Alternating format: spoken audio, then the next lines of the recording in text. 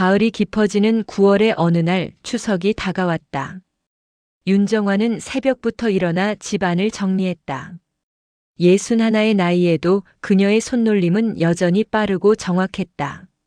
마루를 닦고 방문을 열어 바람을 들이고 부엌에서는 명절 음식을 준비했다. 시골집은 넓었다. 남편 윤성진이 교사로 재직하며 평생 모은 돈으로 지은 집이었다. 마당에는 감나무와 대추나무가 있었고 뒤편에는 작은 텃밭이 있었다. 정화는 그곳에서 상추와 고추를 키웠다. 혼자 살기에는 큰 집이었지만 그녀는 이 집을 사랑했다. 남편의 숨결이 곳곳에 남아 있었다. 남편이 세상을 떠난 지 10년이 넘었다. 심장마비였다. 어느 날 갑자기 쓰러져 병원으로 옮겼지만 의식을 되찾지 못하고 떠났다. 정화는 그날을 떠올릴 때마다 가슴이 아팠다. 미처 마지막 인사도 하지 못했다. 고맙다는 말 한마디, 사랑한다는 말 한마디 남기지 못한 채 남편은 떠나버렸다. 이후 정화는 혼자 이 집을 지켰다. 아들 민호는 도시에서 직장 생활을 하며 바쁘게 살았다. 딸 가영도 멀리 떨어진 곳에서 도서관 사서로 일했다. 정화는 가끔 아이들에게 전화를 걸었지만 통화는 늘 짧았다. 엄마 바빠. 나중에 전화할게. 그 말을 듣고 나면 정화는 혼자 한숨을 쉬곤 했다. 그래도 명절만큼은 달랐다. 추석과 설날에는 아이들이 찾아왔다. 정화는 그날을 손꼽아 기다렸다. 며칠 전부터 장을 보고 음식을 준비하고 방을 정돈했다. 손주들이 좋아할 과자도 사고 새 이불도 꺼내 놓았다. 오전 10시쯤 현관문이 열렸다. 아들 민호와 며느리 최은지 그리고 손주 둘이 들어섰다. 정화는 현관으로 달려나갔다. 어서 와라. 잘 왔니? 네, 어머니. 안녕하세요. 은지는 짧게 인사하고 신발을 벗었다. 민호는 짐을 들고 안으로 들어왔다. 손주들은 할머니를 보자마자 안겼다. 할머니, 어머, 우리 애들. 많이 컸네. 밥 먹었니? 아직 안 먹었어요. 그래. 할머니가 맛있는 거 많이 해놨다. 들어와. 가족들은 거실로 들어갔다. 정화는 부엌으로 가서 준비한 음식을 내왔다. 전, 나물, 갈비찜, 송편. 상에 가득 차려졌다. 어머니, 이렇게 많이 하셨어요? 우리만 먹기 힘든데. 괜찮아. 남으면 너희가 가져가면 되지. 하지만 식사 분위기는 예전 같지 않았다. 얼마 전 민호와 은지가 양로원 얘기를 꺼낸 후부터였다. 민호는 말없이 밥을 먹었고 은지는 가끔 휴대폰을 들여다보았다. 손주들만 할머니와 이야기를 나누었다. 할머니, 감 따먹어도 돼요? 그럼 나중에 할아버지랑 따자. 할아버지는 안 계시잖아요. 아, 그래. 그럼 삼촌이랑 따렴. 식사를 마치고 정화는 설거지를 하려 했지만 은지가 말했다. 어머니, 설거지는 제가 할게요. 쉬세요. 아니야, 괜찮아. 내가 할게. 아니에요. 제가 할게요. 은지는 그렇게 말하고 부엌으로 갔지만 곧 휴대폰을 꺼내 통화를 시작했다. 정화는 거실에 앉아 손주들과 놀아주었다. 정화는 창밖을 바라보았다. 마당에 심어둔 감나무에 감이 주황빛으로 익어가고 있었다. 남편이 심은 나무였다. 10년이 넘도록 정화는 그 나무를 돌보며 살았다. 봄에는 꽃이 피고 가을에는 감이 열렸다. 이 집의 모든 것이 남편의 흔적이었다. 점심때가 가까워지자 현관 쪽에서 소리가 들렸다. 여보세요. 계세요? 큰 목소리였다. 정화는 누구인지 알았다. 며느리 쪽 사돈 고미자였다. 미자는 은지의 어머니로 동네에서 작은 식당을 운영하는 여자였다. 화려한 옷차림과 큰 목소리로 유명했다. 네, 들어오세요. 정화는 현관으로 나가 맞이했다. 미자는 명품 핸드백을 들고 환하게 웃으며 들어섰다. 사돈, 추석 잘 보내셨어요? 네, 잘 지냈어요. 이 집 정말 크네요. 혼자 살기 좋으시겠어요. 미자는 거실을 둘러보며 말했다. 그 말투에는 약간의 부러움과 동시에 무시하는 뉘앙스가 섞여 있었다. 그냥저냥이에요. 아이고, 겸손은. 이렇게 큰 집에 혼자 계시면 편하시겠어요. 미자는 소파에 앉으며 계속 말을 이었다. 근데 관리가 힘드시겠어요. 청소하시기도 힘드시고. 괜찮아요. 제가 할 수 있어요. 그래도 나이 드시면 힘들잖아요. 미자의 말 한마디 한마디가 정화의 가슴을 찔렀다. 나이가 들었다는 것, 힘들다는 것, 혼자라는 것, 모든 것이 자신의 약점처럼 느껴졌다. 은지가 차를 가져왔다. 어머니, 차 드세요. 그래, 고맙다. 미자는 차를 한 모금 마시고 은지를 보며 말했다. 은지야, 어머니 혼자 계시니까 걱정되지. 네, 그래서 제가 요양원 얘기를 드렸어요. 그래, 잘했어. 요즘 노인들 혼자 두면 사고 많이 나. 미자는 정화를 보며 웃었다. 하지만 그 웃음은 진심이 아니었다. 오히려 은근히 무시하는 듯한 느낌이었다. 우리 동네에서도 혼자 사시던 할머니가 넘어져서 병원 가셨어요. 한 달이나 입원하셨대요. 그래요? 정화는 짧게 대답했다. 더 이상 듣고 싶지 않았다. 그러니까 며느리 말 들으셔야지. 젊은 사람들 말이 맞아요. 그 말을 듣고 정화는 가슴이 답답했다. 젊은 사람들 말이 맞다니. 자신은 틀렸다는 말인가? 민호가 거실로 들어왔다. 어머니, 사돈 어머니 모셨네요. 그래, 왔다. 민호는 미자에게 인사했다. 안녕하세요. 어머, 민호 씨. 잘 지내셨어요? 네, 잘 지냈습니다. 미자는 민호를 보며 말을 이었다. 민호 씨도 어머니 걱정 많이 되시죠? 네, 그렇죠. 그러니까 요양원에 모시는 게 낫죠. 그래야 안심이 되지. 민호는 말없이 고개만 끄덕였다. 정화는 아들의 그 모습을 보며 실망했다. 아들조차 자신의 편을 들어주지 않았다. 점심 준비가 끝나고 모두 식탁에 둘러앉았다. 정화가 정성껏 준비한 음식들이 상에 가득했다. 전, 나물, 갈비찜, 송편. 하지만 분위기는 어색했다. 어머니, 음식 정말 잘하시네요. 미자는 칭찬하는 듯 하면서도 다시 말을 이었다. 근데 이렇게 많이 하시면 힘드시잖아요. 요양원 가시면 이런 거 안 하셔도 돼요. 다 해주거든요. 정화는 젓가락을 들던 손이 멈췄다. 또 요양원 이야기였다. 저는 괜찮아요. 음식하는 거 좋아해요. 그래도 나이 드시면 힘들어지잖아요. 은지도 거들었다. 맞아요. 어머니, 요양원 가시면 편하세요. 식사도 제공되고 프로그램도 많고. 나는 여기서 살고 싶어. 정화는 단호하게 말했다. 하지만 그 목소리에는 힘이 없었다. 어머니, 고집 부리지 마세요. 우리가 다 어머니 생각해서 하는 얘기예요. 민호도 한마디 했다. 엄마, 우리도 걱정돼요. 혼자 계시면 무슨 일 생길까봐. 정화는 더 이상 대꾸하지 않았다. 식사 내내 침묵으로 일관했다. 미자와 은지는 계속 요양원 이야기를 했고 민호는 고개만 끄덕였다. 식사를 마치고 정화는 부엌에서 설거지를 하며 눈물을 흘렸다. 소리내어 울지는 않았지만 눈물이 멈추지 않았다. 남편의 제삿날조차 홀로 지내던 나인데 10년 동안 혼자 이 집을 지켰다. 남편의 제사도 혼자 지냈다. 아이들은 바빠서 오지 못했다. 정화는 혼자 제사상을 차리고 혼자 절을 하고 혼자 밥을 먹었다. 그 외로움을 아무도 몰랐다. 내가 이렇게까지 짐이 된 걸까? 그 생각이 머릿속을 떠나지 않았다. 자존심이 무너졌다. 명절날 가족들 앞에서 요양원 이야기를 듣는 것은 모욕이었다.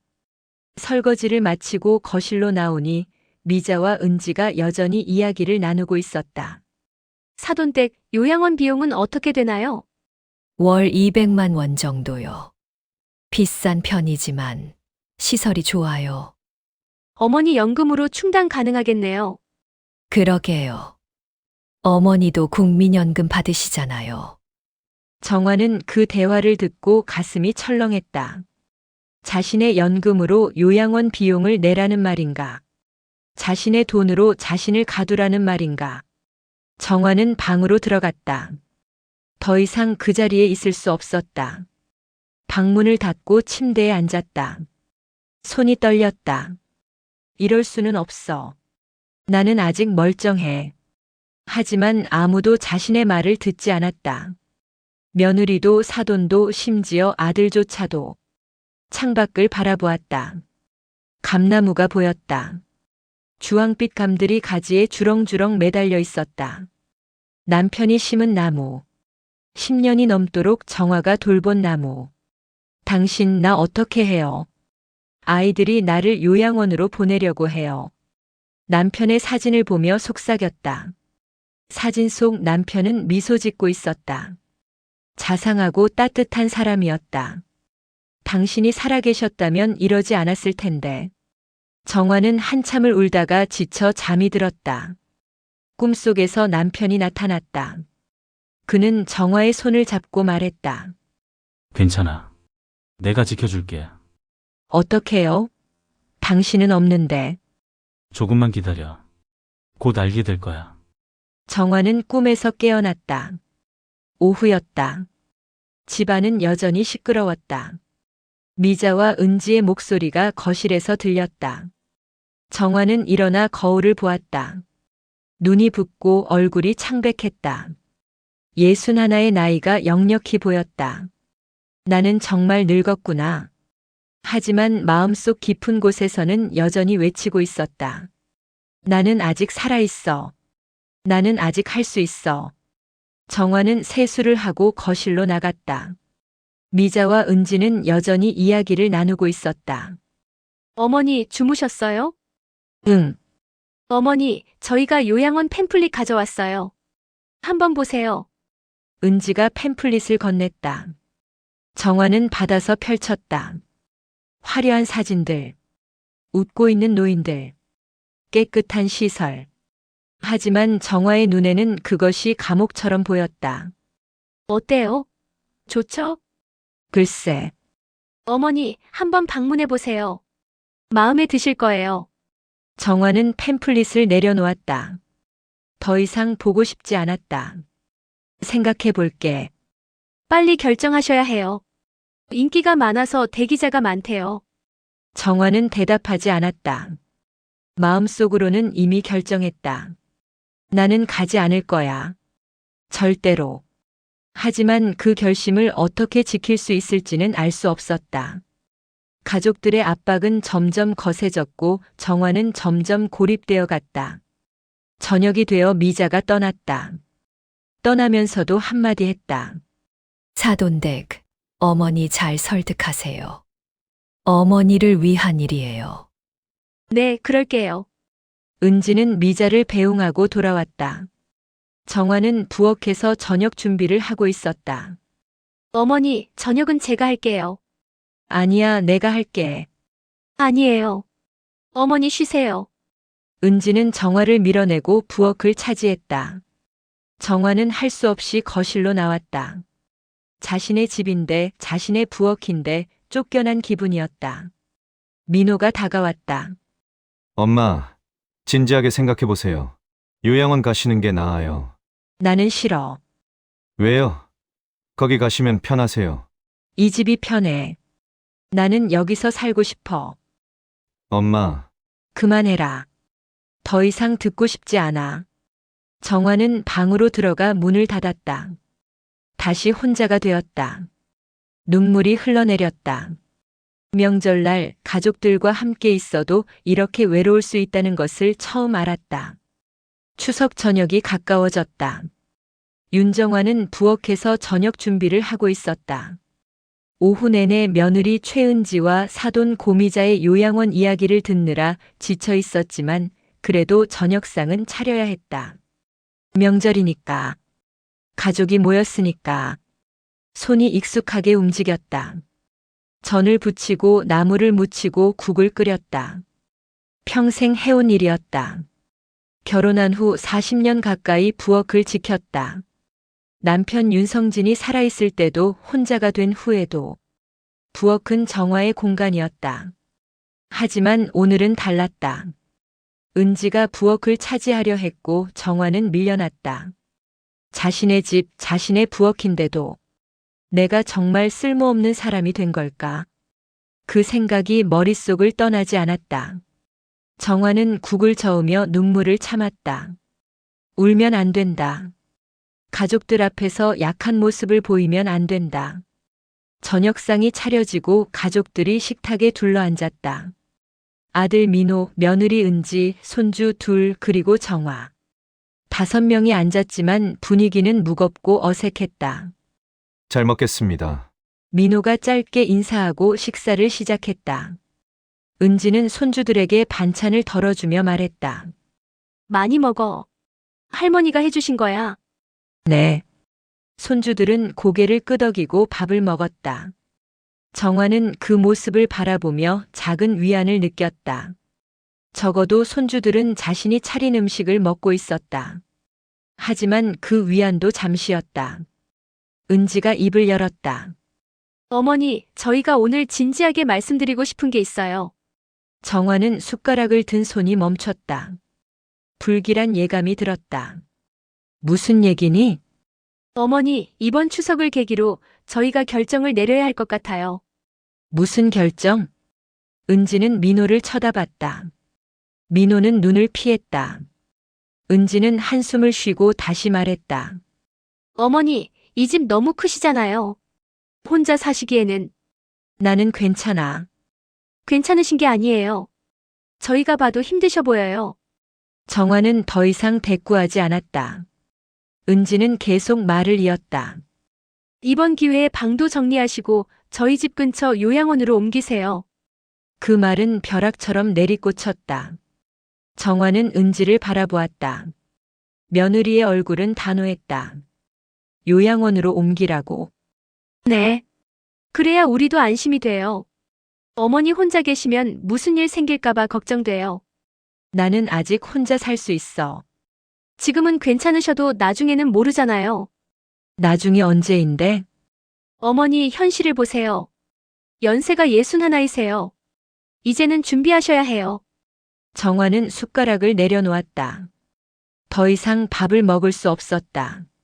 목구멍이 막혔다. 민호가 조심스럽게 말했다. 엄마, 은지 말도 일리 있어요. 정화는 아들을 바라보았다. 민호는 눈을 피했다. 너도 그렇게 생각하니? 엄마, 저희도 걱정돼요. 만약에 엄마가 넘어지시거나 아프시면 어떡해요? 저희가 바로 달려갈 수도 없잖아요. 그러니까 요양원으로 보내겠다는 거니? 보낸다는 게 아니라 더 안전한 곳으로 모시는 거죠. 정화는 아들의 말을 듣고 가슴이 무너져 내렸다. 민호조차 자신의 편이 아니었다. 너희 아버지가 살아계셨다면 이러지 않았을 거야. 엄마, 너희 아버지가 이 집을 지었어. 우리가 평생 살 집으로. 근데 너희는 나를 쫓아내려고 하는구나.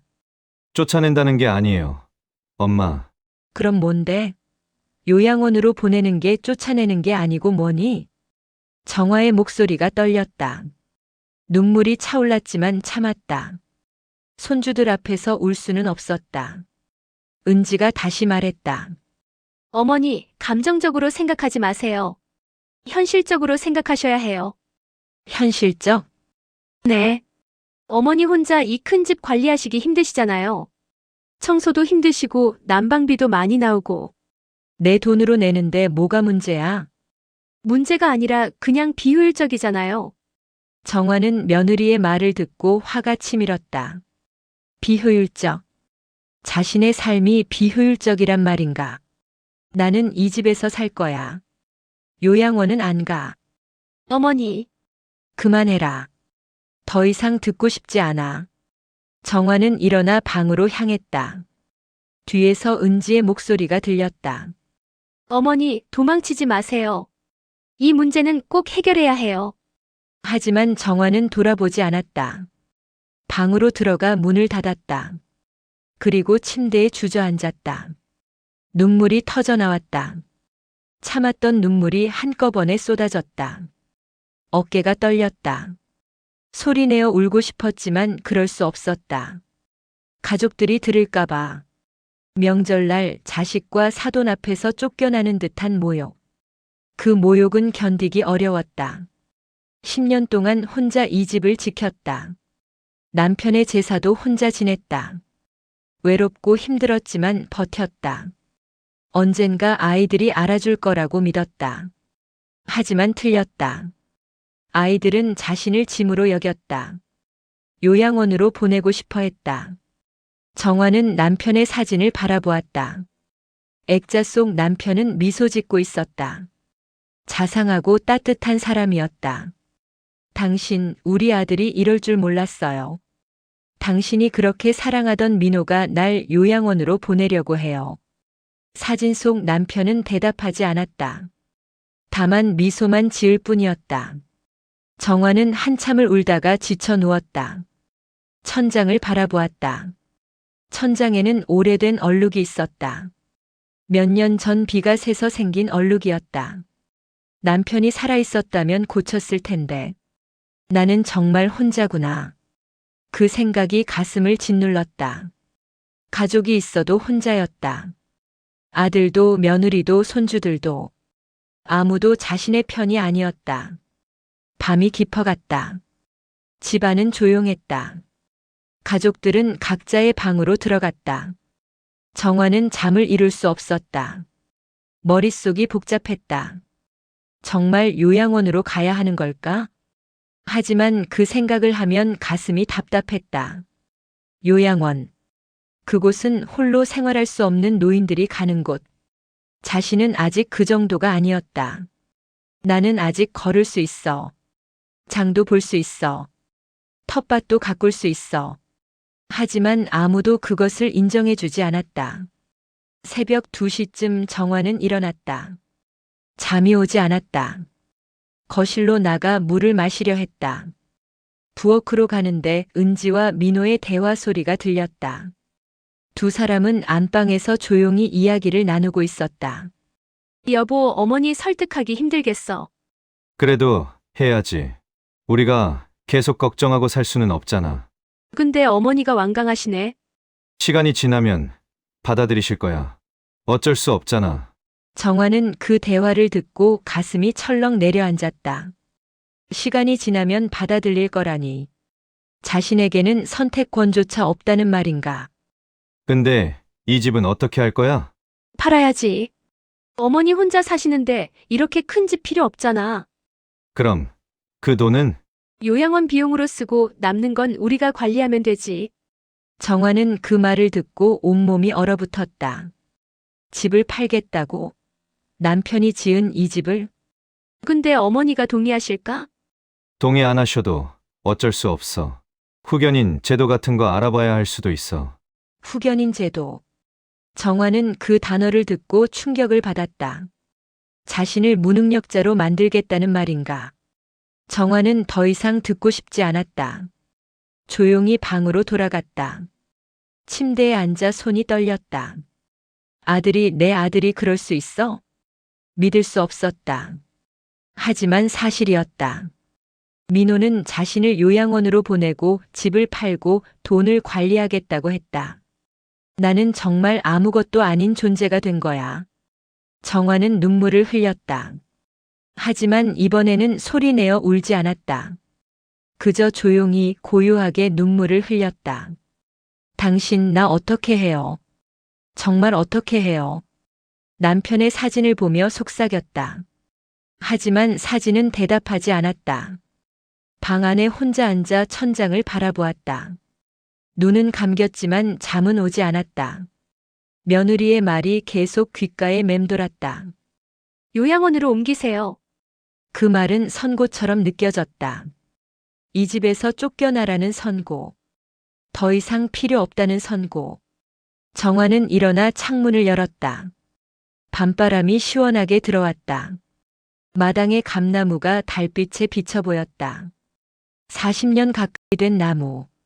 세월의 흔적이 가지마다 새겨져 있었다. 당신이라면 어떻게 했을까? 남편을 떠올렸다. 성실하고 자상했던 사람. 교사로 평생을 살며 제자들을 가르쳤던 사람. 가족을 사랑했던 사람. 당신이 살아계셨다면 이러지 않았을 텐데. 정화는 한숨을 쉬었다. 10년이 지났지만 남편의 빈자리는 여전히 컸다. 집안은 조용했다. 정화는 방을 나섰다. 슬리퍼를 신고 복도를 걸었다. 목적지는 남편의 서재였다. 서재는 집 끝자락에 있었다. 남편이 생전에 책을 읽고 학생들의 숙제를 검사하던 곳. 남편이 세상을 떠난 후에도 정화는 그 방을 그대로 두었다. 청소만 했을 뿐 아무것도 건드리지 않았다. 서재 문을 열었다. 묵은 책 냄새가 코를 찔렀다. 불을 켜자 책장과 책상이 눈에 들어왔다. 책장에는 수백 권의 책이 꽂혀 있었다. 역사책, 문학책, 교육서적. 남편의 평생이 그 책들 속에 담겨 있었다. 정화는 책상 앞에 섰다. 책상 위에는 남편의 사진이 놓여 있었다. 액자 속 남편은 미소 짓고 있었다. 정화는 사진을 들어 쓰다듬었다. 당신 나 어떻게 해요? 아이들이 날 요양원으로 보내려고 해요. 사진은 대답하지 않았다. 다만 미소만 지을 뿐이었다. 정화는 서재를 둘러보았다. 구석에 낡은 장롱이 하나 있었다. 오래된 나무 장롱. 남편이 결혼 초기에 장만한 것이었다. 표면은 세월에 발해 있었지만 여전히 튼튼해 보였다. 그 장롱. 정화는 문득 떠올렸다. 남편은 생전에 늘 말했다. 이 장롱만은 건드리지 말라고. 정화는 한 번도 그 장롱을 열어본 적이 없었다. 남편의 말을 지켰다. 궁금하기도 했지만 남편을 믿었다. 언젠가 필요하면 말해주겠지 하고 생각했다. 하지만 남편은 갑자기 세상을 떠났다. 심장마비였다. 아무 말도 남기지 못하고 떠났다. 그 후 10년 동안 정화는 장롱을 열지 않았다. 남편의 말을 지키고 싶었다. 그러나 오늘은 달랐다. 무언가에 이끌리듯 장롱 앞으로 다가갔다. 손을 뻗어 장롱 문을 만졌다. 차가운 나무 질감이 느껴졌다. 왜 이 장롱을 건드리지 말라고 했을까? 궁금증이 치밀었다. 10년 동안 참았지만 오늘은 더 이상 참을 수 없었다. 정화는 천천히 장롱 문을 열었다. 삐걱. 오래된 경첩이 소리를 냈다. 문이 열리자 안이 보였다. 어두웠다. 손전등을 가져와 비췄다. 안에는 오래된 서류들이 쌓여 있었다. 먼지가 쌓인 봉투들. 노란색으로 변색된 종이들. 정화는 조심스럽게 서류들을 꺼냈다. 하나씩 살펴보았다. 남편의 급여 명세서, 학교 문서, 오래된 편지들. 대부분 남편의 직장 생활과 관련된 것들이었다. 그중 하나의 봉투가 눈에 들어왔다. 다른 것들과 달리 깨끗했다. 먼지도 덜 쌓여 있었다. 봉투 겉면에는 남편의 필체로 이렇게 적혀 있었다. 정화에게. 정화는 가슴이 두근거렸다. 손이 떨렸다. 봉투를 들어 올렸다. 무거웠다. 안에 뭔가 많이 들어있는 듯 했다. 천천히 봉투를 뜯었다. 안에는 여러 장의 서류가 들어있었다. 정화는 하나씩 꺼내 펼쳤다. 첫 번째 서류는 토지 등기 권리증이었다. 정화는 서류를 자세히 읽었다. 시 외곽의 땅. 지번과 면적이 적혀 있었다. 명의인 란에는 윤정화라고 적혀 있었다. 내 이름으로? 정화는 놀랐다. 자신이 땅을 소유하고 있다는 것을 몰랐다. 서류를 더 읽어보니 20년 전에 등기된 것이었다. 남편이 자신 몰래 매입해 두었던 것이다. 두 번째 서류는 은행 채권이었다. 여러 장이 있었다. 각각 다른 은행에서 발행한 것들. 합계를 계산해 보니 상당한 금액이었다. 모두 정화의 이름으로 되어 있었다. 세 번째 서류는 집 등기 부등본이었다. 자신이 살고 있는 이 집. 명의인은 윤정화였다. 정화는 이것도 몰랐다. 집이 자신의 명의라는 것을. 당신 이 모든 걸 내 이름으로. 정화의 눈에 눈물이 맺혔다. 남편은 평생 모은 재산을 모두 자신의 이름으로 남겨두었다. 마지막으로 편지 한 장이 나왔다. 남편의 필체였다. 정화는 떨리는 손으로 편지를 펼쳤다. 사랑하는 정화에게. 당신이 이 편지를 읽고 있다면 나는 이미 세상에 없을 것입니다. 미안합니다. 미리 말하지 못해서.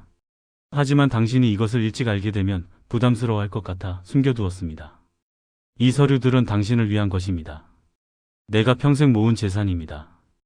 토지, 은행 채권 그리고 이 집. 모두 당신 이름으로 되어 있습니다. 나는 당신이 혼자가 될 것을 알았습니다. 심장이 안 좋다는 것을 의사에게 들었거든요. 오래 살지 못할 거라고 했습니다. 하지만 당신에게 걱정시키고 싶지 않아 말하지 않았습니다. 정화, 당신은 평생 나를 위해 살았습니다. 집안일을 하고 아이들을 키우고 나를 돌봐주었습니다. 이제는 당신을 위해 사세요. 이 재산들이 당신을 지켜줄 것입니다. 아무도 당신을 함부로 대하지 못할 것입니다. 당신은 혼자가 아닙니다. 내가 남긴 이것들이 당신 곁에 있습니다. 사랑합니다. 영원히. 성진. 정화는 편지를 읽고 눈물이 터져 나왔다. 소리내어 울었다. 참았던 모든 감정이 한꺼번에 쏟아졌다. 당신 고마워요. 정말 고마워요. 남편은 자신이 떠난 후에도 정화를 지키려 했다. 재산을 남겨 아무도 정화를 함부로 대하지 못하게 했다. 정화는 한참을 울다가 서류들을 다시 정리했다. 토지 등기 권리증, 은행 채권, 집 등기 부등본. 대충 계산해도 수십억 원에 달하는 재산이었다. 이제 알았어. 나는 짐이 아니야. 정화는 깨달았다. 자신은 요양원에 가야 할 사람이 아니었다. 이 집의 주인이었다. 땅의 주인이었다. 재산의 주인이었다. 아이들이 날 요양원으로 보내려고 했지만 이제는 불가능해. 정화는 서류들을 안전한 곳에 보관했다. 장롱 깊숙한 곳에 다시 넣고 자물쇠를 채웠다. 아무도 함부로 열 수 없게. 서재를 나와 방으로 돌아왔다. 침대에 누우니 마음이 편안했다. 처음으로 오늘 밤 잠을 잘 수 있을 것 같았다. 당신 정말 고마워요. 당신이 날 지켜주고 있었네요. 정화는 눈을 감았다. 남편의 얼굴이 떠올랐다. 미소 짓는 모습, 따뜻한 목소리. 괜찮아. 내가 지켜줄게. 남편의 목소리가 들리는 듯 했다. 정화는 미소를 지었다. 이제 더 이상 두렵지 않았다. 남편이 남긴 약속이 자신을 지켜주고 있었다. 정화는 깊은 잠에 빠졌다. 오랜만에 편안한 잠이었다. 꿈속에서 남편이 나타났다. 그는 정화의 손을 잡고 말했다.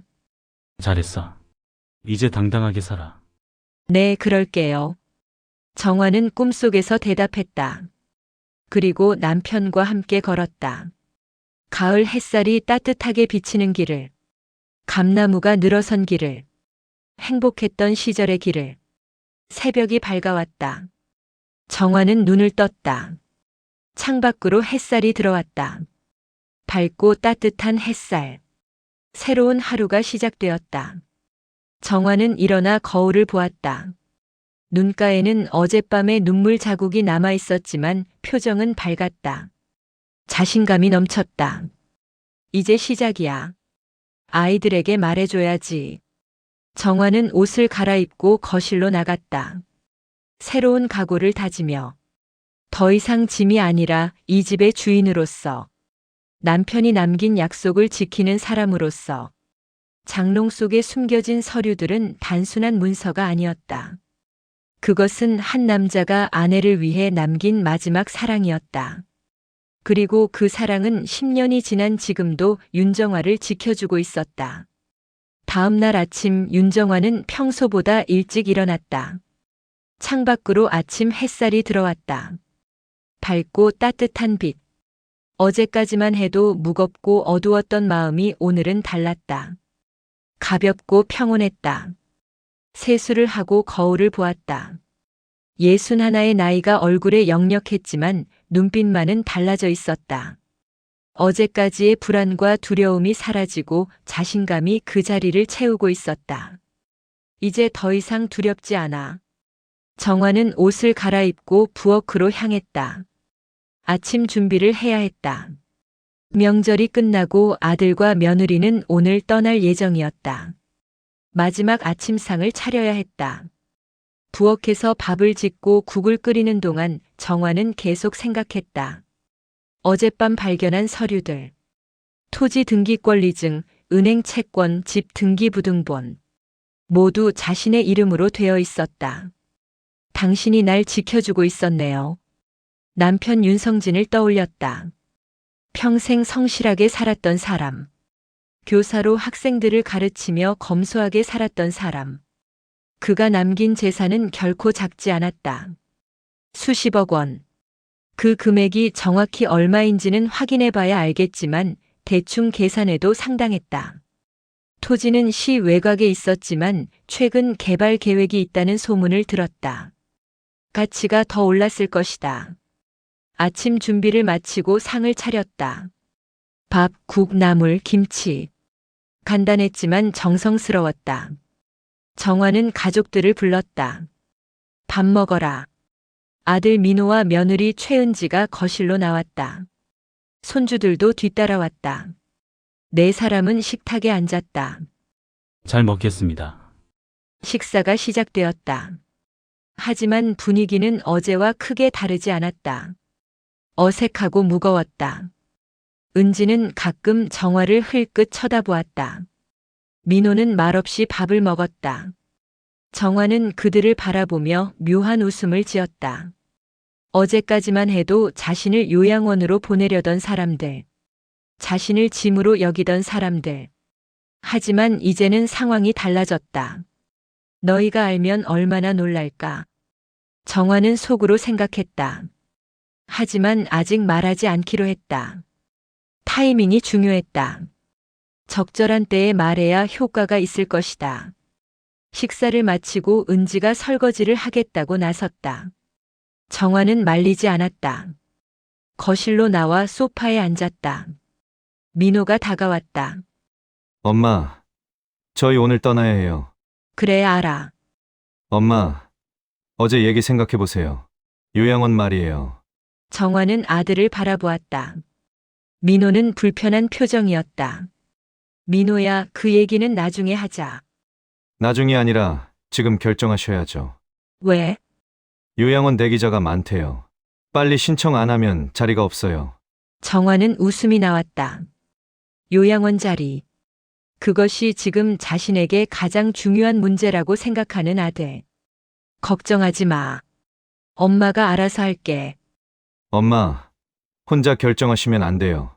저희랑 상의하셔야죠. 상해? 어제 너희가 한 게 상이었니? 민호는 할 말을 잃었다. 정화는 계속 말했다. 너희는 나한테 통보했어. 요양원으로 가라고.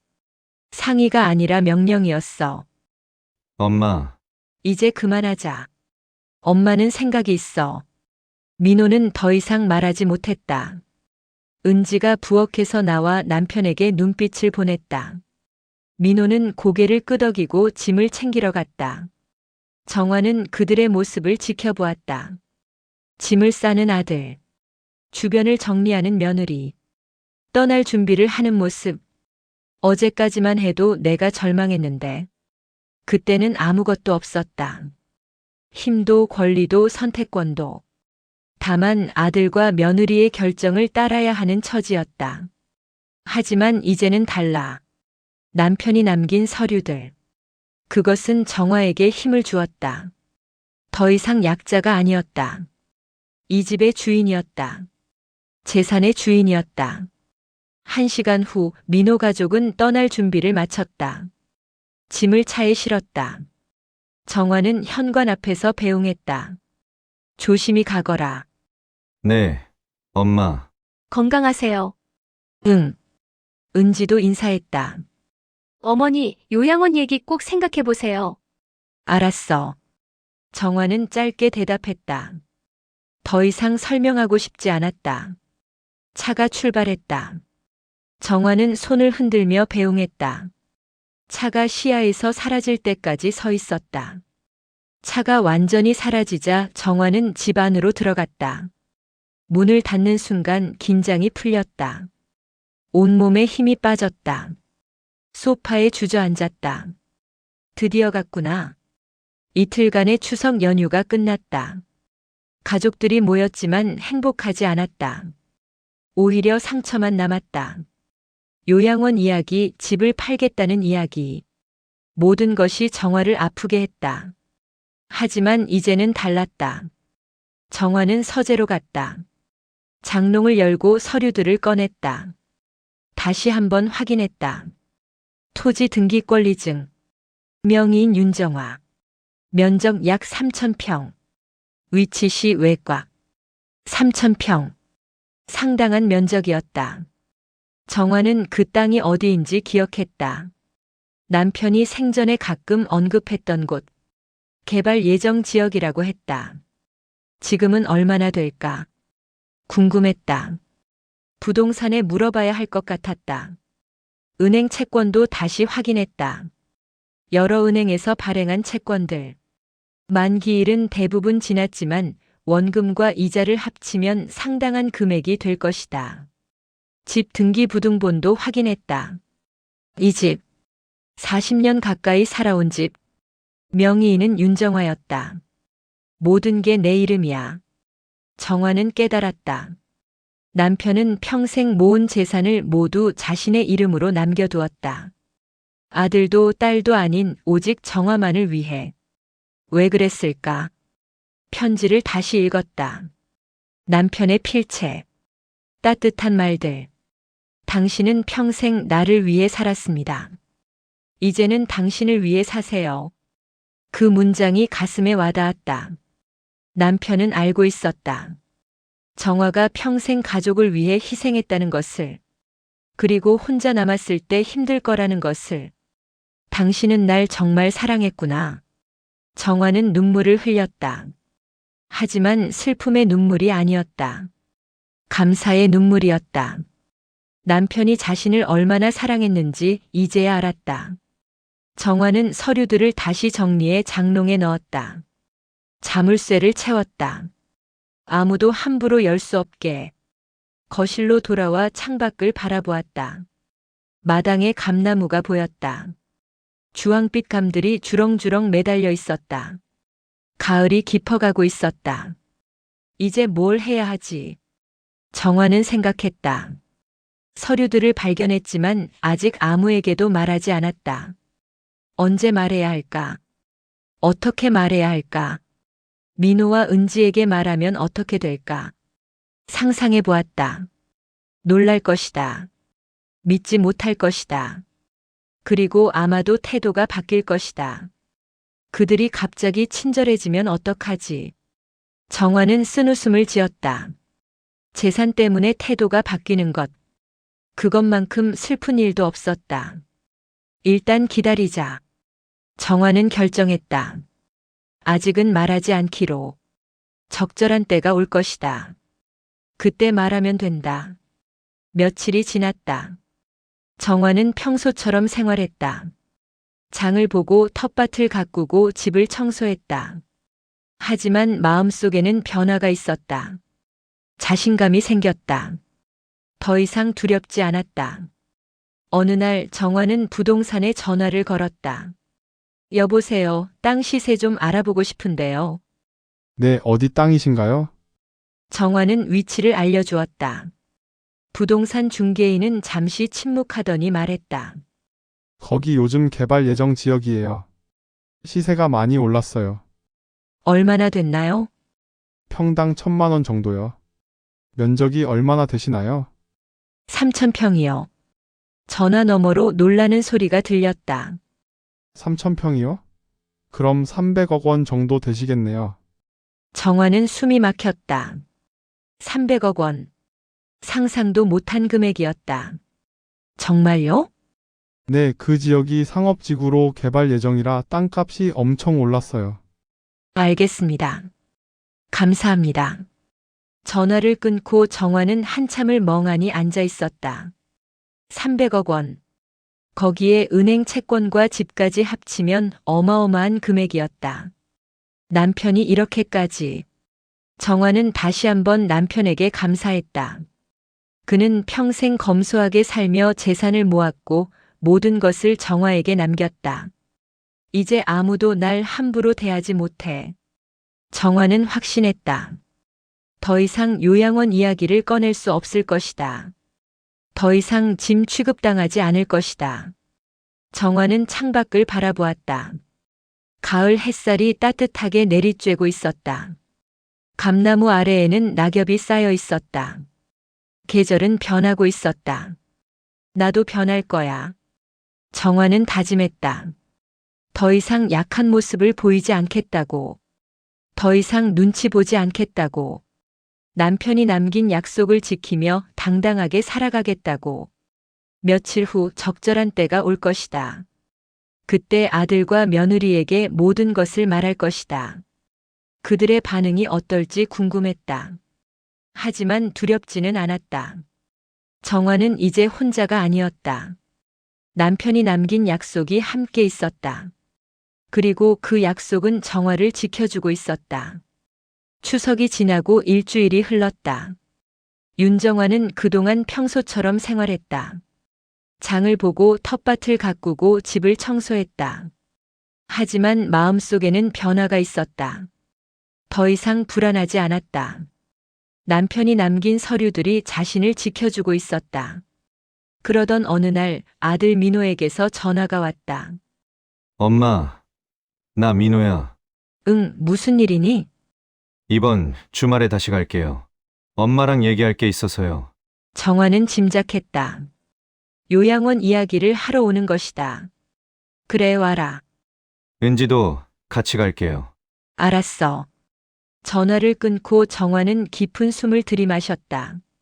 드디어 때가 왔다. 아들과 며느리에게 모든 것을 말할 시간. 주말이 되었다. 토요일 오후 민호와 최은지가 도착했다. 두 사람은 평소보다 진지한 표정이었다. 어서 와라. 네, 엄마. 거실로 들어와 앉았다. 정화는 차를 준비해 가져왔다. 세 사람은 침묵 속에서 차를 마셨다. 민호가 먼저 입을 열었다. 엄마, 우리가 오늘 온 건 지난번 얘기 때문이에요. 요양원 얘기. 네. 엄마, 저희가 알아본 곳이 정말 좋아요. 시설도 깨끗하고, 프로그램도 다양하고. 정화는 차를 한 모금 마시고 조용히 말했다. 민호야, 엄마는 안 갈 거야. 민호는 당황한 표정을 지었다. 왜요? 혼자 계시면 위험해요. 나는 아직 혼자 살 수 있어. 은지가 끼어들었다. 어머니, 지금은 괜찮으셔도 나중에는 힘드실 거예요. 나중은 나중 얘기고 지금은 괜찮아. 민호가 다시 말했다. 엄마, 현실적으로 생각하세요. 이 큰 집 혼자 관리하시기 힘드시잖아요. 힘들지 않아. 엄마, 민호의 목소리가 높아졌다. 정화는 아들을 바라보았다.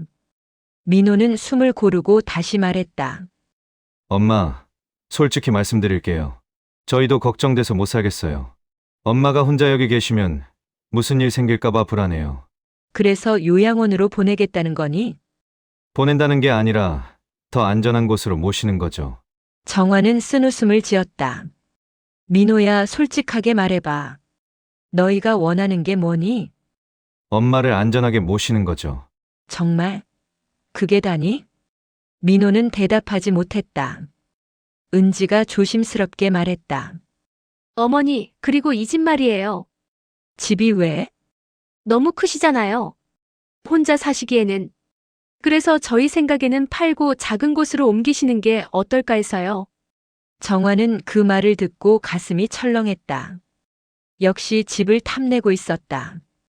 이 집을 팔라고. 네. 그럼 요양원 비용도 충당하시고 남는 돈은 저희가 관리해 드릴게요. 너희가 관리? 네. 어머니 혼자 큰 돈 관리하시기 힘드시잖아요. 정화는 더 이상 참을 수 없었다. 이제 말할 때가 됐다. 민호야, 은지 씨. 너희가 뭘 오해하고 있는 것 같은데. 무슨 오해요? 이 집은 너희 집이 아니야. 그건 알아요. 엄마 집이죠. 그래, 내 집이야. 내 아버지가 내게 남겨준 거다. 민호는 고개를 끄덕였다. 그래서 엄마가 결정하시는 거잖아요. 저희는 그냥 제안하는 거고요.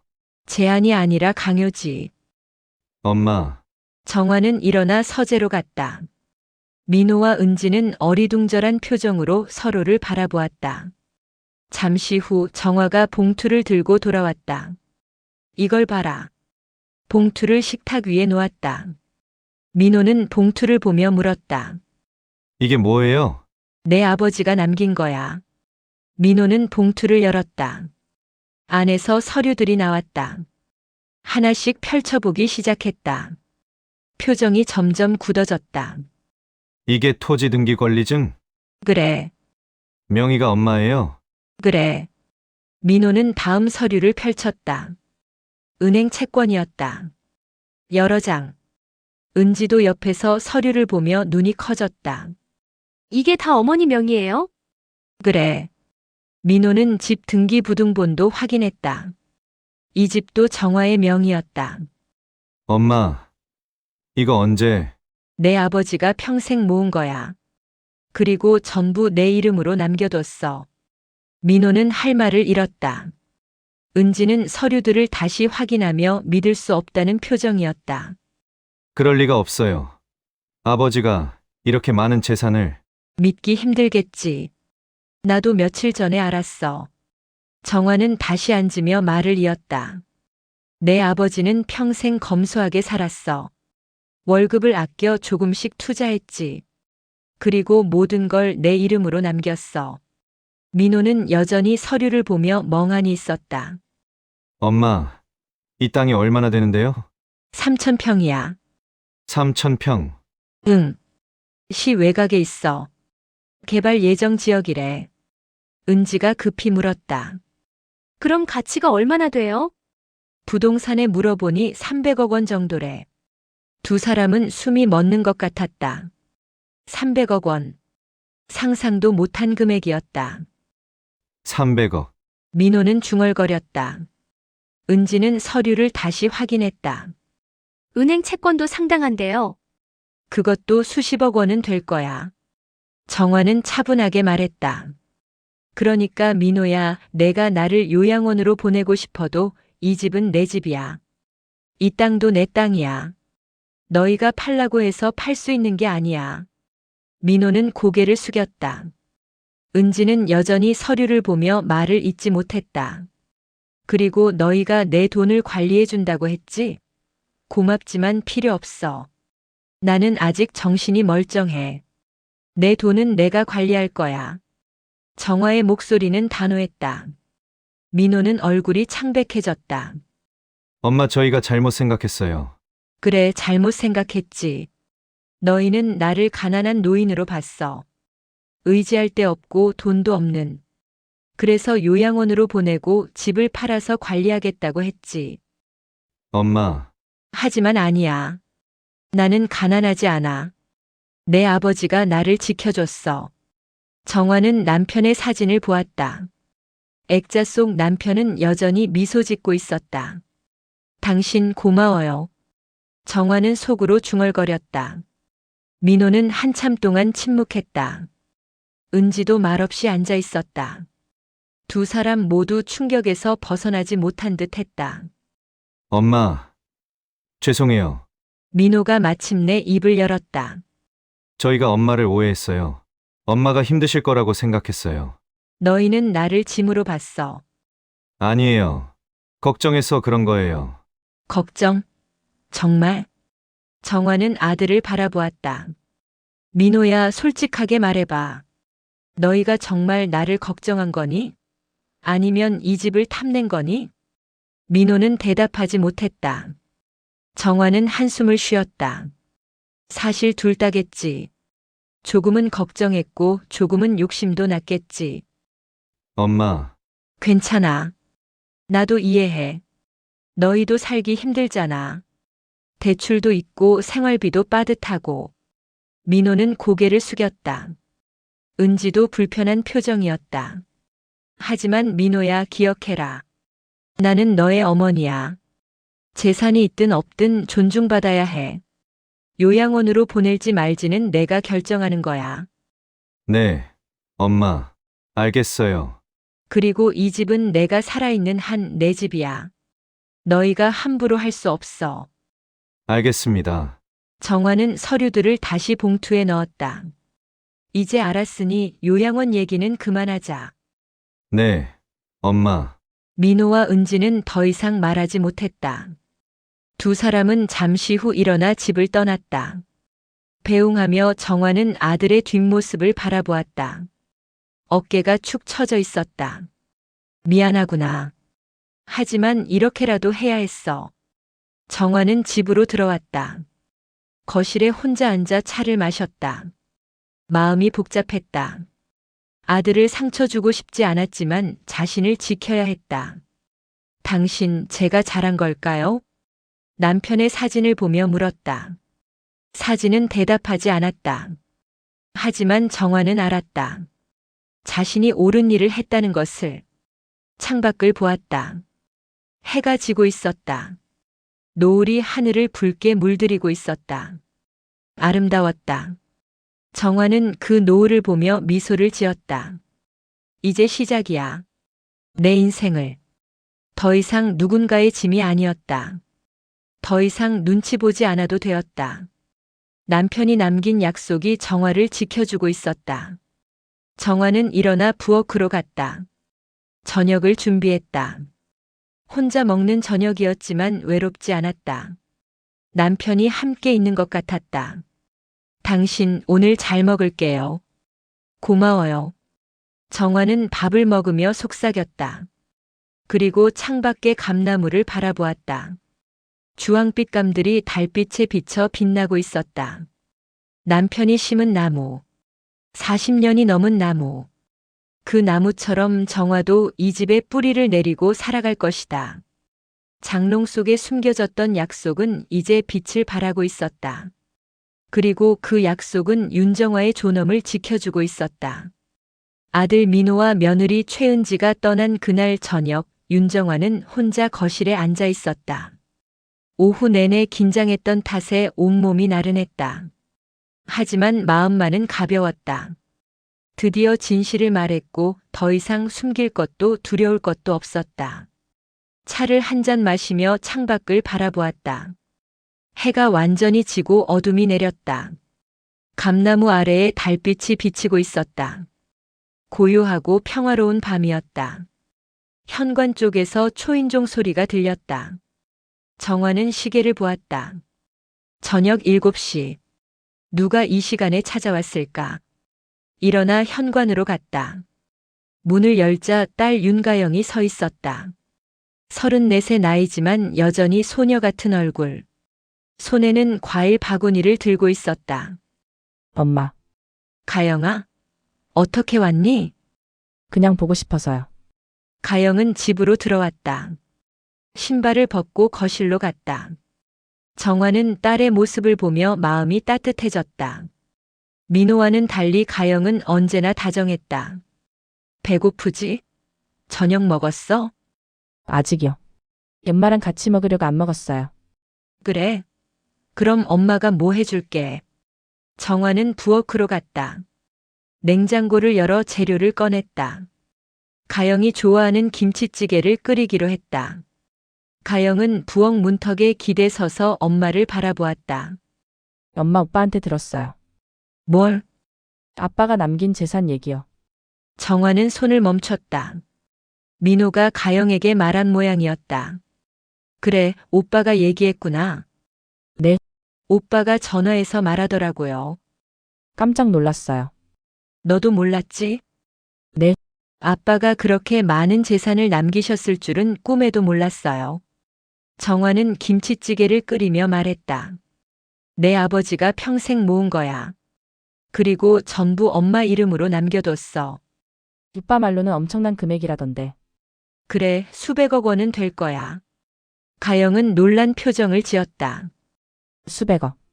토지도 있고 은행 채권도 있고 이 집도 다 엄마 명이야.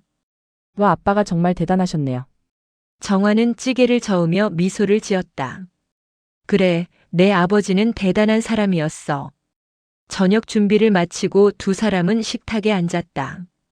김치찌개, 밥 반찬. 간단했지만 따뜻한 식사였다. 잘 먹겠습니다. 가영은 밥을 한 숟가락 먹고 말했다. 역시 엄마 손맛이 최고예요. 많이 먹어라. 두 사람은 한동안 말없이 식사했다. 편안한 침묵이었다. 가영은 밥을 다 먹고 숟가락을 내려놓으며 조심스럽게 물었다.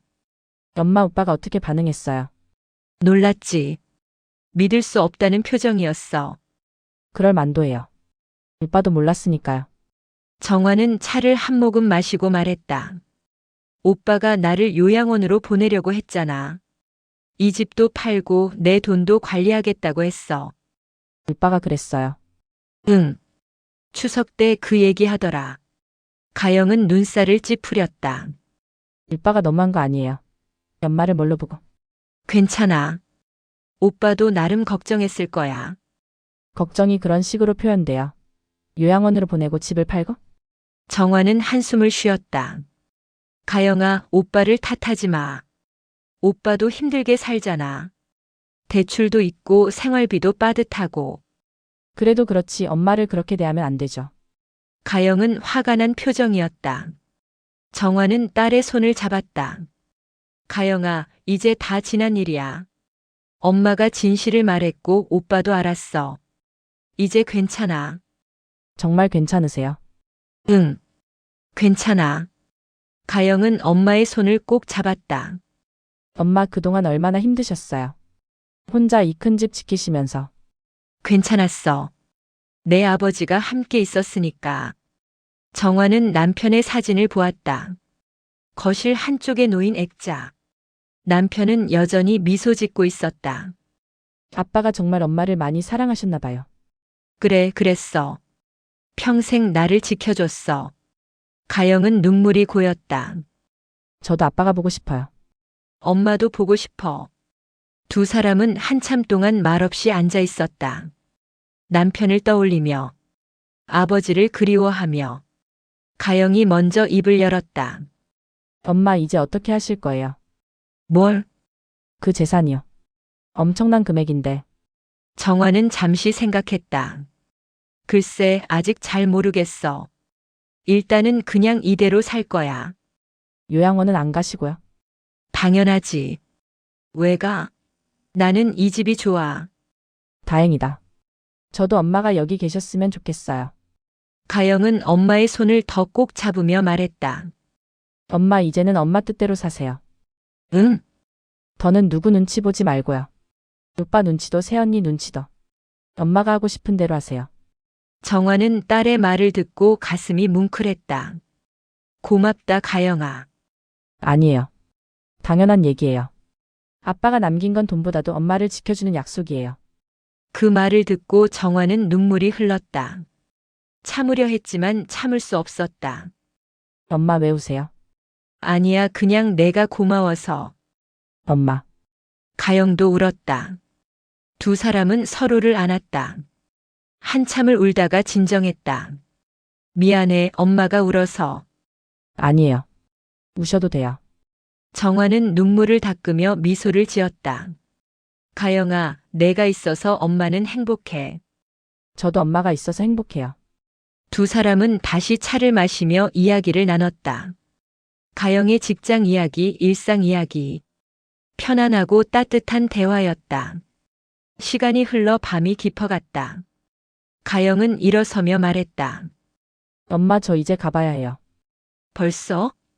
여기서 자고 가지 그래. 아니에요. 내일 출근해야 해요. 그래, 조심히 가거라. 가영은 신발을 신으며 다시 한번 말했다. 엄마 꼭 기억하세요. 엄마는 혼자가 아니에요. 저 있잖아요. 알아. 그리고 아빠도 엄마 곁에 계세요. 응, 그래.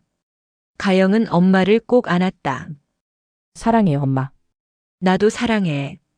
가영이 떠나고 정화는 혼자 남았다. 하지만 외롭지 않았다. 딸의 따뜻한 말들이 가슴 속에 남아 있었다. 거실로 돌아와 소파에 앉았다. 남편의 사진을 보았다. 당신 들었어요? 가영이가 좋은 말 많이 해줬어요. 사진은 대답하지 않았다. 하지만 정화는 남편의 목소리가 들리는 것 같았다. 당연하지. 우리 딸이니까. 정화는 미소를 지었다. 당신 우리 잘 키웠어요. 적어도 가영이는. 창밖을 보았다. 달이 밝게 떠 있었다. 감나무 아래로 달빛이 쏟아지고 있었다. 아름다운 밤이었다. 정화는 서재로 갔다. 장롱을 열고 서류들을 꺼냈다. 남편의 편지를 다시 읽었다. 사랑하는 정화에게. 당신은 평생 나를 위해 살았습니다. 이제는 당신을 위해 사세요. 그 문장을 읽으며 정화는 다짐했다. 그래, 이제는 나를 위해 살아야지. 더 이상 누군가의 눈치를 보지 않을 것이다. 더 이상 짐처럼 살지 않을 것이다. 남편이 남긴 약속을 지키며 당당하게 살아갈 것이다. 정화는 편지를 다시 봉투에 넣고 장롱에 보관했다. 방으로 돌아와 침대에 누웠다. 오늘 하루가 주마등처럼 스쳐 지나갔다. 아들과의 대화, 딸과의 시간. 모든 것이 의미 있었다. 이 집은 자신을 버린 공간이 아니라 남편이 남긴 약속의 상징이었다. 가영의 말이 떠올랐다. 맞았다. 이 집은 단순한 건물이 아니었다. 남편의 사랑이 담긴 곳. 40년 가까운 추억이 쌓인 곳. 그리고 앞으로도 정화가 살아갈 곳. 정화는 눈을 감았다. 평온한 마음으로. 남편이 곁에 있는 것 같았다. 그의 따뜻한 손길이 느껴지는 것 같았다. 당신 고마워요. 정말 고마워요. 속삭이며 잠에 들었다. 깊고 편안한 잠. 오랜만에 느껴보는 평화였다. 꿈속에서 남편이 나타났다. 그는 정화의 손을 잡고 말했다. 네, 그럴게요. 알아요. 나도 사랑해요. 남편은 미소를 지으며 사라졌다. 정화는 꿈속에서도 행복했다. 다음 날 아침 정화는 상쾌하게 일어났다. 창문을 열자 시원한 바람이 들어왔다. 가을이 깊어가고 있었다. 거울을 보았다. 61의 나이. 주름진 얼굴. 하지만 눈빛만은 밝았다. 자신감이 넘쳤다. 윤정화, 이제 시작이야. 스스로에게 말하며 하루를 시작했다. 아침 준비를 하고 텃밭을 돌보고 집을 청소했다. 평범한 일상이었지만 예전과는 달랐다. 더 이상 두렵지 않았다. 더 이상 외롭지 않았다. 정화는 마당의 감나무 아래 섰다. 주황빛 감들이 주렁주렁 매달려 있었다. 손을 뻗어 하나를 땄다. 달고 부드러운 맛이 입안에 퍼졌다. 맛있다. 정화는 미소를 지었다. 그리고 하늘을 올려다보았다. 구름 한 점 없이 맑은 하늘. 남편이 그곳 어딘가에서 자신을 보고 있을 것 같았다. 당신 보고 있죠? 나 잘 살고 있어요. 속삭이며 다시 집으로 들어갔다. 새로운 하루가 계속되고 있었다. 장롱 속에 숨겨졌던 약속은 이제 빛을 발하며 윤정화의 삶을 지켜주고 있었다. 딸 윤가영이 다녀간 후 며칠이 지났다. 윤정화는 그동안 많은 생각을 했다. 남편이 남긴 재산, 아들과의 대화, 딸의 위로. 모든 것이 자신의 삶을 돌아보게 만들었다. 61의 나이. 많다면 많고 적다면 적은 나이. 하지만 정화는 아직 할 수 있는 것이 많았다. 걷고 요리하고 집을 돌보고. 무엇보다 자신의 의지로 결정할 수 있었다. 그날 아침 정화는 결심했다. 가족들을 다시 모아 자신의 뜻을 명확히 밝히기로. 더 이상 애매한 상태로 두고 싶지 않았다. 민호에게 전화를 걸었다. 민호야, 나 엄마야. 네, 엄마. 무슨 일이세요? 이번 주말에 집으로 와라. 가영이도 부를 거야. 왜요? 무슨 일 있으세요? 얘기할 게 있어. 중요한 거야. 민호는 잠시 침묵하다가 대답했다. 알겠습니다. 토요일에 갈게요. 은지도 같이 와라. 네, 전화를 끊고 정화는 가영에게도 연락했다. 가영은 흔쾌히 오겠다고 했다. 주말이 되었다. 토요일 오후 민호와 최은지가 먼저 도착했다. 두 사람은 지난번보다 조심스러운 표정이었다. 1시간 후 가영도 도착했다. 세 사람은 거실에 둘러앉았다. 정화는 차를 준비해 나눠주었다. 분위기는 무겁고 긴장감이 흘렀다. 정화가 먼저 입을 열었다. 오늘 너희를 부른 건 엄마의 앞으로 계획을 말하고 싶어서야. 민호와 은지는 서로를 쳐다보았다. 가영은 차분한 표정으로 엄마를 바라보았다. 엄마는 많이 생각했어. 지난 추석 이후로 너희가 요양원 얘기를 했을 때 엄마는 정말 상처받았어. 엄마. 민호가 말하려 했지만 정화는 손을 들어 막았다. 들어봐. 엄마 얘기 끝까지. 민호는 입을 다물었다. 엄마는 10년 동안 혼자 이 집을 지켰어. 내 아버지가 세상을 떠난 후 혼자서 모든 걸 했어. 외롭고 힘들었지만 버텼어. 정화는 잠시 멈추었다가 계속했다. 그런데 너희는 엄마를 짐으로 봤어. 요양원으로 보내고 집을 팔고 돈을 관리하겠다고 했지. 엄마의 의견은 묻지도 않았어. 은지는 고개를 숙였다. 민호는 불편한 표정이었다. 하지만 내 아버지가 엄마를 지켜줬어. 재산을 남겨서 아무도 엄마를 함부로 대하지 못하게 했어. 정화는 서류 봉투를 꺼내 식탁 위에 놓았다. 이 서류들이 엄마를 지켜줬어. 그리고 이제 엄마는 결정했어. 세 사람은 숨을 죽이고 정화를 바라보았다. 나는 이 집에서 살 거야. 정화의 목소리는 단호했다. 요양원은 가지 않겠다. 엄마는 아직 혼자 살 수 있어. 건강하고 정신도 멀쩡해. 누구의 도움도 필요 없어. 민호가 조심스럽게 말했다. 엄마, 저희가 잘못 생각했어요. 이제는 그런 얘기 안 할게요. 그래, 다행이다. 그리고 이 집은 절대 팔지 않을 거야. 내 아버지가 지은 집이고 엄마의 추억이 가득한 곳이야. 알겠습니다. 정화는 차를 한 모금 마시고 말을 이었다. 그리고 엄마의 재산은 엄마가 관리할 거야. 너희가 걱정할 필요 없어. 은지가 조심스럽게 물었다. 어머니, 그럼 저희는 너희는 너희 삶을 살면 돼. 엄마 걱정은 하지 마. 엄마가 알아서 할 거야. 정화는 민호를 바라보았다. 민호야, 엄마가 언젠가 정말 도움이 필요할 때가 올 거야. 그때는 부탁할게. 하지만 지금은 아니야. 네, 엄마. 알겠어요. 정화는 이제 가영을 보았다. 가영아, 너는 항상 엄마 편이었어. 고마워. 엄마. 그리고 너희 둘 다 기억해라. 엄마는 너희를 사랑해. 하지만 엄마도 존중받아야 해. 엄마는 짐이 아니야. 세 사람은 고개를 끄덕였다. 특히 민호는 눈시울이 붉어졌다. 엄마, 정말 죄송해요. 제가 너무 이기적이었어요. 괜찮아. 이제 알았으면 됐어. 정화는 일어나 창문으로 갔다. 마당에 감나무가 보였다. 주황빛 감들이 햇살에 반짝이고 있었다. 엄마는 이제 엄마의 삶을 살 거야. 내 아버지가 바랐던 대로. 정화는 돌아서서 가족들을 바라보았다.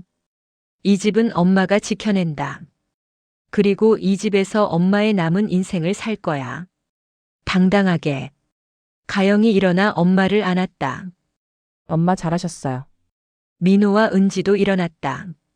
민호는 어머니에게 다가가 깊이 고개를 숙였다. 엄마, 용서해 주세요. 제가 정말 잘못했어요. 괜찮아. 엄마가 다 이해해. 네 사람은 한참 동안 서로를 안았다. 눈물도 흘렀고 미소도 지었다. 오랜만에 느껴보는 가족의 온기였다. 점심시간이 되었다. 정화는 부엌에서 음식을 준비했다. 가영과 은지가 도왔다. 민호는 식탁을 차렸다. 함께 일하는 모습이 평화로웠다. 식사를 하며 가족들은 이런저런 이야기를 나눴다. 민호의 직장 이야기, 가영의 도서관 이야기, 은지의 근황. 평범한 대화였지만 예전과는 달랐다. 더 진솔하고 더 따뜻했다. 식사를 마치고 민호가 말했다. 엄마, 저희 정말 반성했어요. 앞으로는 엄마 뜻을 존중할게요.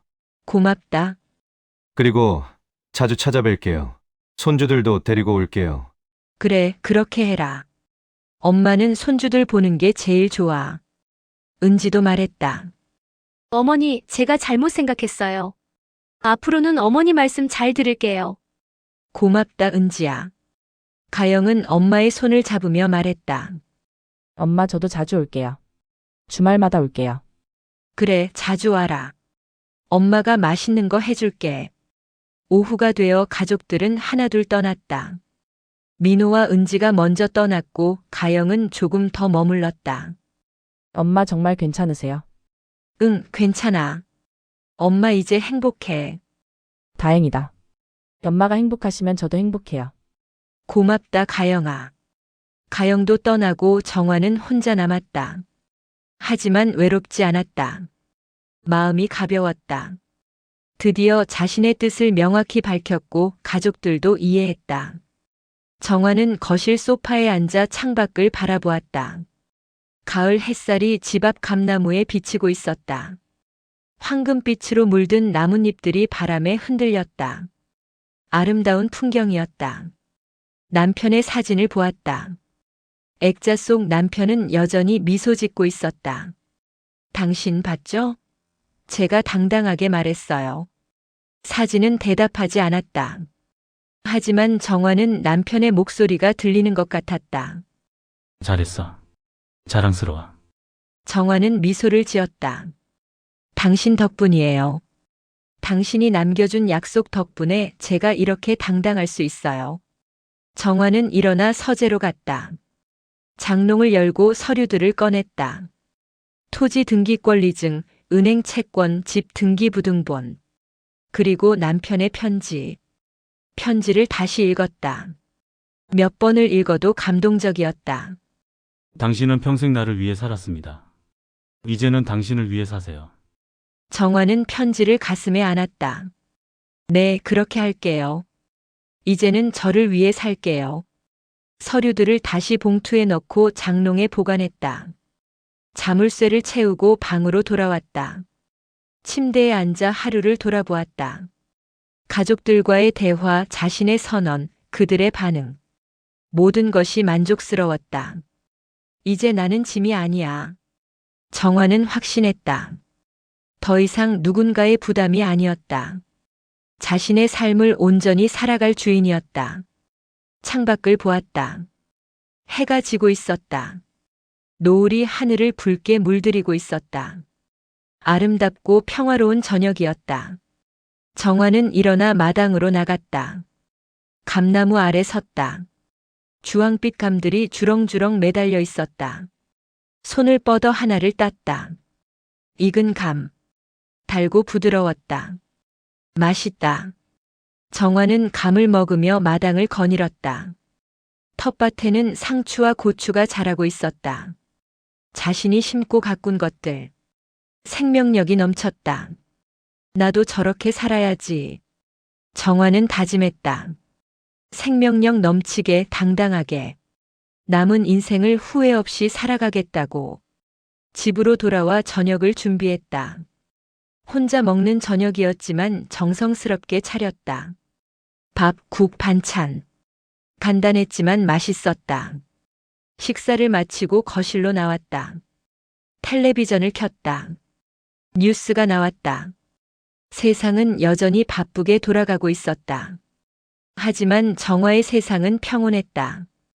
더 이상 두렵지 않았다. 더 이상 불안하지 않았다. 남편이 남긴 약속이 자신을 지켜주고 있었다. 밤이 깊어갔다. 정화는 잠자리에 들었다. 침대에 누워 천장을 바라보았다. 당신 잘 자요. 저도 잘 자요. 남편에게 인사하며 눈을 감았다. 깊고 편안한 잠이 찾아왔다. 꿈속에서 정화는 젊은 시절로 돌아가 있었다. 남편과 함께 이 집을 처음 봤던 날, 남편은 그녀의 손을 잡고 말했다. 여기서 평생 살자. 네, 좋아요. 두 사람은 웃으며 집 안으로 들어갔다. 행복한 시절이었다. 다음 날 아침 정화는 상쾌하게 일어났다. 새로운 하루가 시작되었다. 창문을 열자 시원한 바람이 들어왔다. 새들이 지저귀고 있었다. 정화는 거울 앞에 섰다. 61의 얼굴. 주름이 있었지만 눈빛은 밝았다. 윤정화, 오늘도 힘내자. 스스로에게 말하며 하루를 시작했다. 이제 그녀는 짐이 아니라 자신의 삶을 온전히 살아갈 주인이었다. 장롱 속에 숨겨진 한 장의 종이는 단순한 문서가 아니었다. 그것은 외롭게 살던 한 여인의 존엄을 되찾아준 남편의 마지막 사랑이었다. 그리고 그 사랑은 지금도 윤정화를 지켜주고 있었다. 가을 햇살이 다시 마당을 비췄다. 감나무 아래로 황금빛이 쏟아졌다. 정화는 그 빛 속에서 미소를 지었다. 새로운 시작이었다. 당당하고 행복한 삶의 시작이었다.